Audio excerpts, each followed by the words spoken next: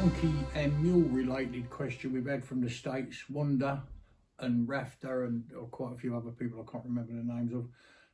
Obviously some in England as well. So what experience have I had? Well, obviously everybody's had a limited experience in donkeys unless you actually work with them every day. But I find them like lovely creatures, you know, seriously. I like mules as well.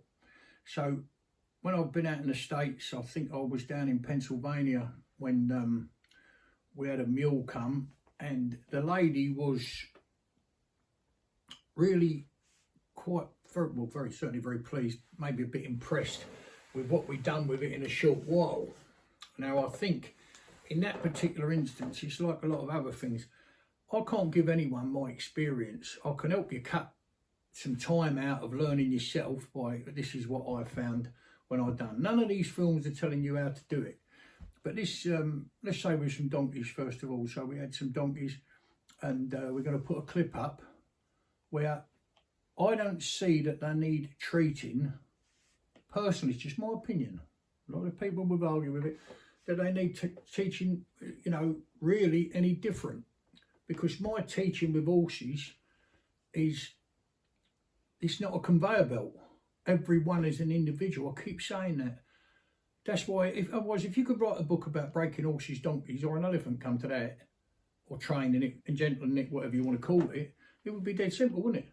It would be the thing, just do this day, this day, this day, this day, that's it, then you're in the cart and you're going up the road. Well, it certainly don't work like that, and that's why it goes wrong. And the people that write the books, when you say, well, I've done that and you didn't, they go, you didn't do it right. You know, that's their answer, that's what they say. You know, you didn't do it right. Or that's what I've heard, you know. So what I say is they're all individuals, you've got to treat them like that. So with these donkeys I had, they were ill-mannered.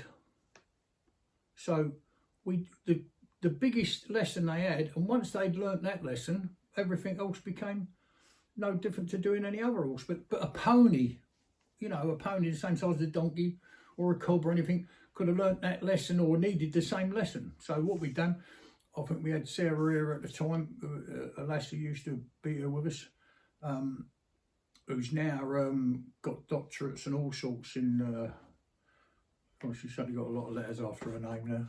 But she came here to study with us for a while and do some bits and pieces around, you know, the animals we have in.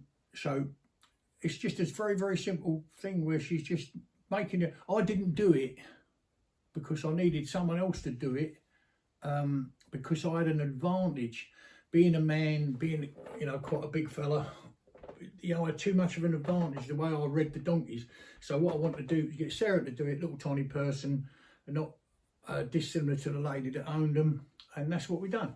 So they was, now I would probably maybe upset the lady by saying they was ill-mannered. They was ill-mannered as far as I was concerned, because they, if you're going to take any animal, you know, any horse, pony, donkey, whatever, mule, and you're going to ask it to pull a cart or to ride it, yeah, then we're taking it out. None of it's, all of it's strange to horse. He can't see any point in doing it. He didn't, you know, his life is running around and it, playing with his mates, sleeping wherever he wants to, eating wherever he wants to. If he's a mare or, you know, and a stallion, they, you know, obviously mate and that type of thing, and that's what rules their world. I mean, you know, to them it would be totally alien to say, I'm going to tie a cart on behind you, you're going to pull it up the road, isn't it? Obviously. Why should they like it?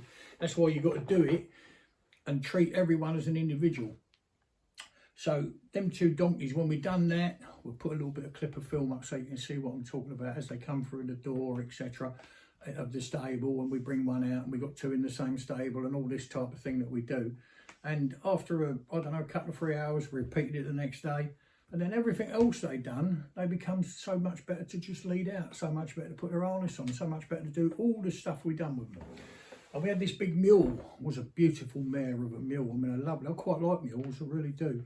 I find them, you know, people say they're as stubborn as a mule. I've never found them like that. I mean, just for me, I've not done, you know, there's other men out in America done hundreds, thousands probably in their lifetime of mules and work around them. But I've never found them particularly stubborn, like they say they are, or donkeys, you know. I think if you treat them, you know, with respect, and let them understand what you want them to do, that's the most important thing. I think another thing is reading their body language.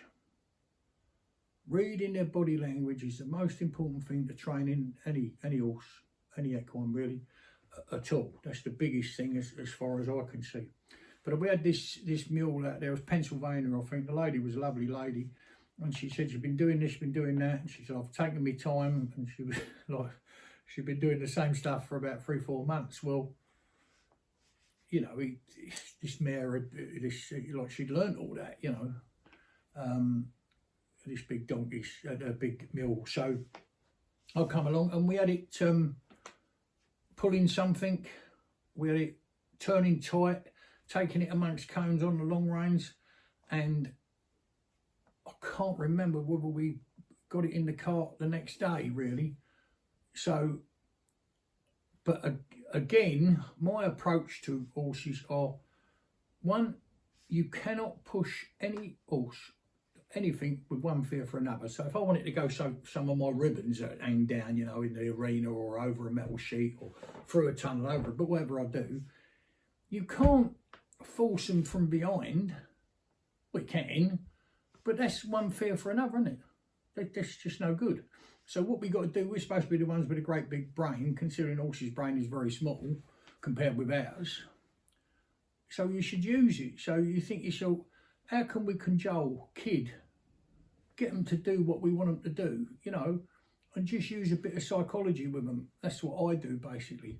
Then when you've been doing it a while, you realise you've got to use a different tactic with this one because they're a different horse, you know, different makeup, the way they've been brought up, everything about them. But yeah, what I've known of donkeys, I don't treat them any different to I do, and especially that mule. But a lot of people say, oh, a mule, you've got to be a mule man, you've got to be, you know, out in America it's a big thing, not a big thing, but, you know, I work with mules, you know, they're not easy. Well, the ones I've encountered, about 8 or 9 in America when I've been out there, I've found using the way I do it, they just seem to come along the same as the horses do, really.